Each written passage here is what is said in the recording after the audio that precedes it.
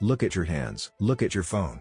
Now, look at your bank account. Do you honestly believe that where you are today is a result of your free choice? Wake up! While you were busy chasing hustle culture and saving pennies for a mortgage, the rules of the game were already written.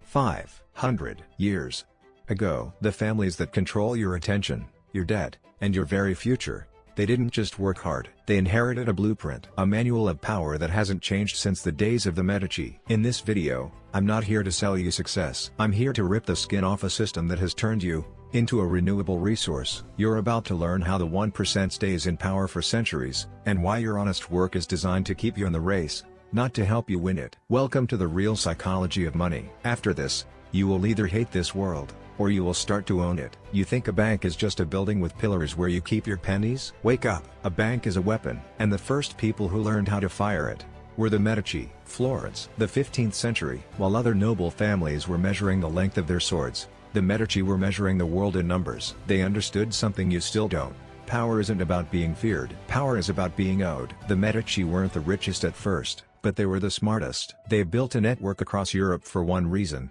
to cheat the system. At that time, charging interest was a sin, a crime against God. But the Medici? They invented currency exchange. You give them money in one coin, you take it back in another, and the difference stays in their pocket as a fee. Genius, right? While the world prayed, the Medici built a legal vacuum to suck the wealth out of entire nations. But their real secret was the information advantage. The Medici had their own private courier network. They knew about a war starting, a king dying, or a ship sinking, a week before any government did. Today, you call it insider trading, and you go to jail for it. In the 15th century, it was called a blessing from God. But truth is, God had nothing to do with it. It was just raw data, intercepted before anyone else could react. The Medici proved one thing: if you control the flow of information, you control the price of gold. Today, you waste your time on cat videos, while the 1% pays for data that will strip you of your assets during the next market crash. But here's the catch. The Medici made one fatal mistake: they became too visible. They wanted titles,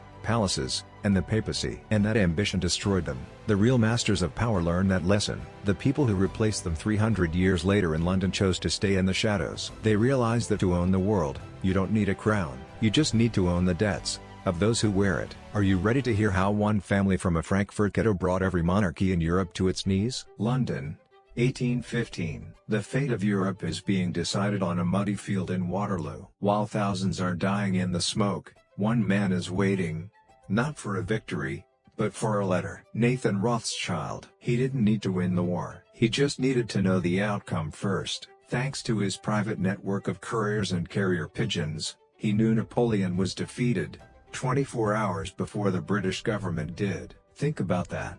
For one full day, Nathan was the only man in London who knew the truth. What did he do? He didn't celebrate. He walked into the stock exchange and started selling. He made everyone believe England had lost. Panic hit the floor like a tidal wave. People sold everything for pennies, thinking the empire was over. And then, in the shadows, Nathan bought it all back, for nothing. By the time the official news of victory arrived, the Rothschild owned the British economy. In a single day, they turned a war into the greatest wealth transfer in human history. This is the Rothschild protocol: silence, speed, and the manipulation of fear. They realized that the most profitable asset on earth isn't gold or land, it's debt. Specifically, the debt of nations. When a king needs to fight a war, he comes to the banker. And when the banker lends the money, he doesn't just get interest, he gets a seat at the table where the future is written. By the mid-19th century, 5 brothers in 5 European capitals had created a financial web so tight,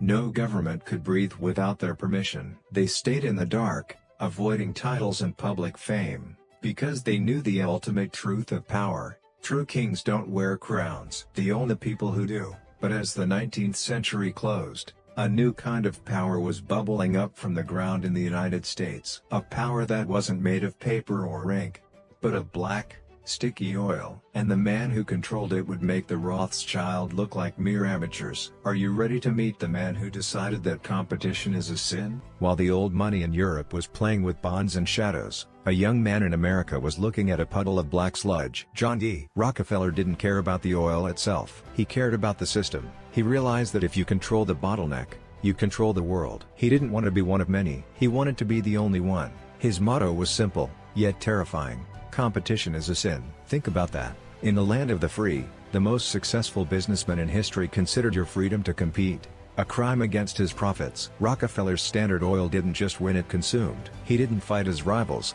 he bought them.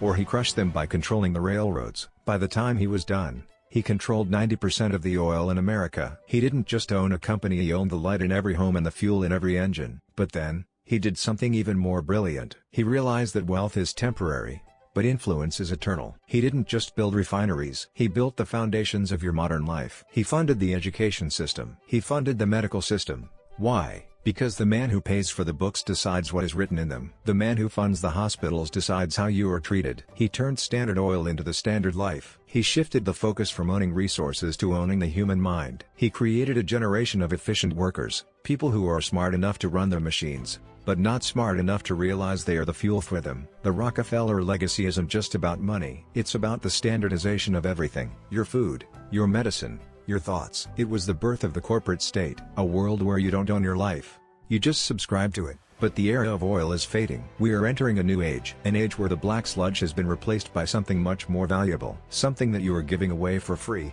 every single second of your day. Are you ready to see the face of the new lords in 2026? Welcome to the year 2026. The walls of the palaces have disappeared, but the prisons have only grown larger. They are just invisible now. You thought the Medici, the Rothschilds, and the Rockefellers were just ghosts from the past? Look at your screen. You are living in their masterpiece. This is Digital Neofeudalism. In the Middle Ages, serfs worked the land and gave the harvest to the Lord. Today, you are the land. Your data, your attention, and your time are the harvest. Every second you spend scrolling is a drop of profit for the new lords of Silicon Valley. They don't need to own your body if they own your dopamine. They've used the Rockefeller standard to build an algorithm that knows you better than you know yourself. They don't just predict your choices, they manufacture them. You are no longer a customer, you are the product. A renewable resource in a global digital farm. But here's the irony. The very tools they built to control you are the tools that can set you free. The elite protocol hasn't changed in 500 years. It is built on 3 pillars: information advantage, invisible assets, and total silence. The gap between the 1% and the rest of the world is no longer about money. It is about how you use your brain. While the masses wait for a miracle or a government handout, the architects are building their own systems. You have been asleep for too long. You've watched how they did it. Now, you have a choice. You can stay as fuel for their machine, or you can start writing your own rules. Stop consuming. Start owning. Protect your attention like it's your capital. Because in 2026, it is. The era of the standard human is over. It's time to become the architect. I've shown you the blueprint. The rest is up to you.